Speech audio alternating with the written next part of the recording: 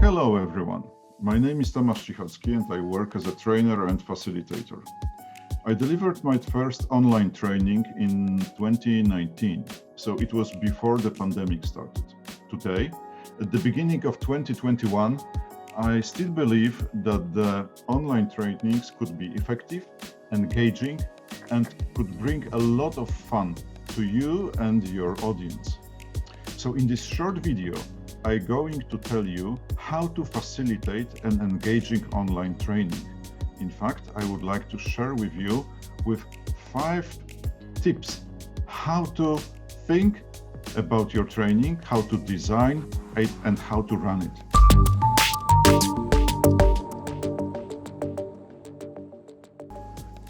So let's start with the tip number 1. Probably this is the most challenging one. This tip is about being yourself. Don't forget what are your strengths, what are your skills as a trainer. In this online environment, people communicate in a different way and behave in a different way. But it does not mean that you need to change into a talking head during your workshop or training. It means that you could bring into this digital environment your strengths as a trainer. What strengths? Well, for example, having a good contact with people, having a great presentation skills, being a storyteller. You know, all of us have strengths as trainers, and this is really, really important to have these strengths present during the online training. So my first advice is be yourself during such an event.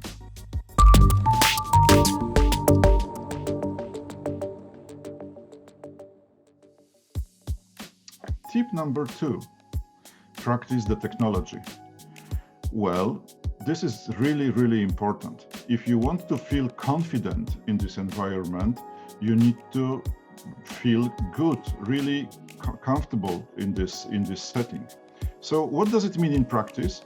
In practice, it means that you should make dry runs of your workshops. So you should make them before you really perform a real training in the test environment.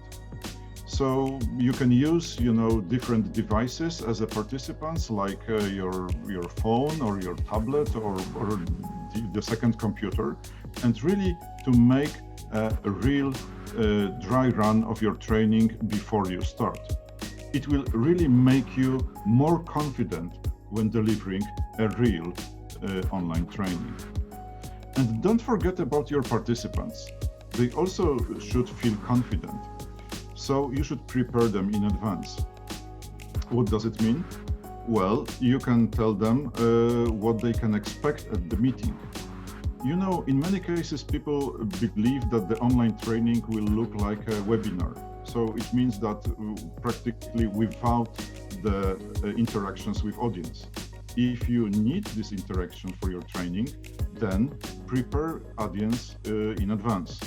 You can tell them that you are going to discuss, that you will expect them to use to answer the questions or to participate in the smaller groups. So please send them the instructions in advance, and even you can organize the test meeting before the real workshop in order to get people more better prepared from the training from the technical perspective. So, and this is really quite important, not to deal with the technical issues of the participants during the training. So you can prepare them in advance, or you can have a special dedicated person dealing with the technical issues during the training. So really, when thinking about practicing the technology, also you need to think about your participants. And the last part of this tip is about using different tools during the training. Well, the online environment is full of different tools, and some of those tools are quite complicated. So my advice: use one or no more than two tools during your training. And if you are going to use some more sophisticated ones, let people train it in advance before the training. So that was the tip number 2. Practice the technology.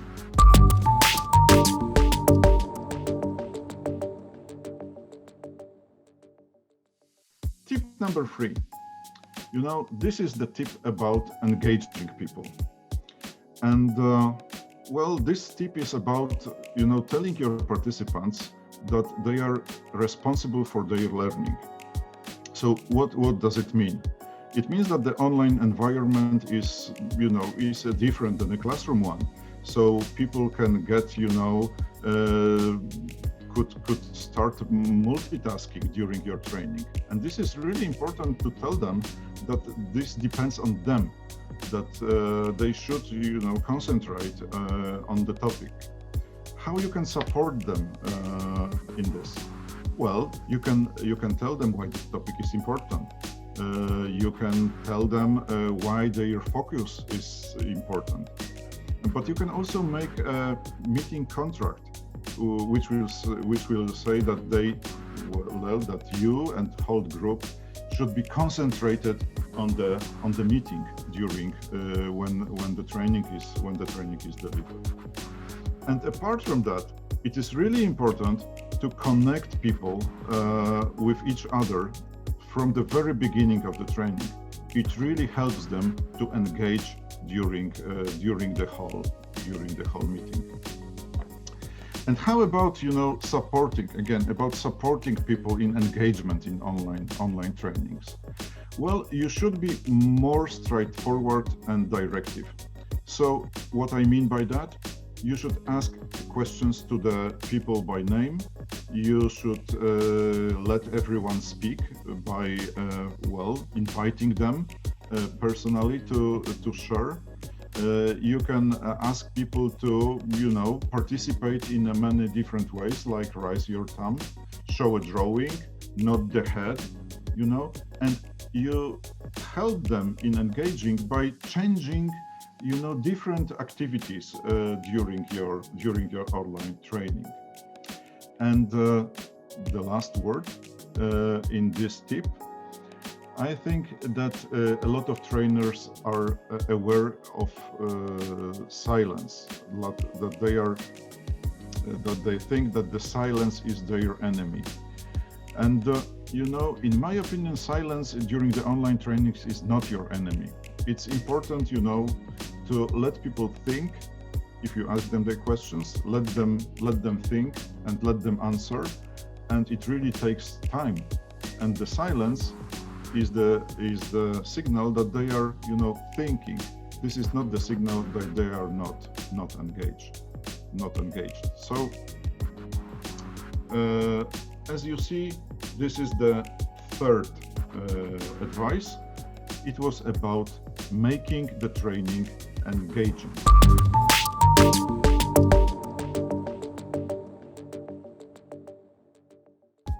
Well, tip number 4. I think that you heard about Zoom fatigue. It means that people are getting tired more easily in the online environment. So my advice is to manage the energy. What I mean by that? So, for example, do not plan too long sessions. In my opinion, about 90 minutes is the max of the one online session. If you need more sessions, then make longer breaks.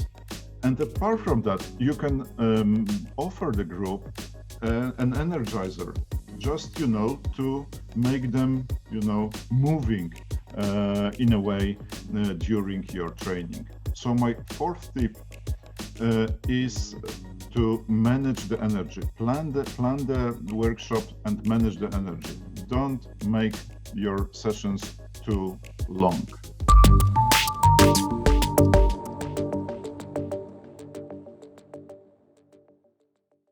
So now it's time for the tip number 5. Tip number 5. And this is about perfection. And my advice is release yourself and the group of perfection. You should accept that the technical problems or all technical difficulties will appear during your workshop. So accept them, okay? Even if you made a lot of dry runs, then often you can encounter a problem during technical problem during your session. So be prepared, but don't take much energy to reduce these problems. This is not about the solving technical issues. This is about the online session is about learning. You should also reduce your ambitions. A lot of trainers try to move the same content from the classroom training into the online one. Don't do that. You should, develop new content for the online training, which should be much more reduced than the regular content is. So, you have to work in a shorter periods of time, and it also means that you should, reduce the amount of knowledge and the amount of content you would like to share with your group. And, take risks and fail. The facilitating of the workshops is also it should be practiced. So, learn from your failures, and then it will make your online workshops much more interesting and engaging. And really, my advice is enjoy this way of being with other people. Probably for a certain period of time, it would be the only way we could meet others in bigger groups.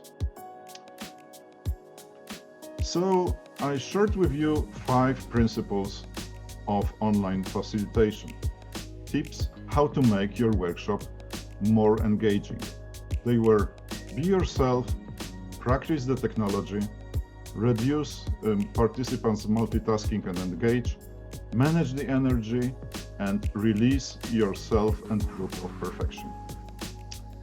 My question at the end of this video for you is, which of those 5 tips could be really beneficial for you? I mean, if you could choose only one and to work on them, which of them it would be?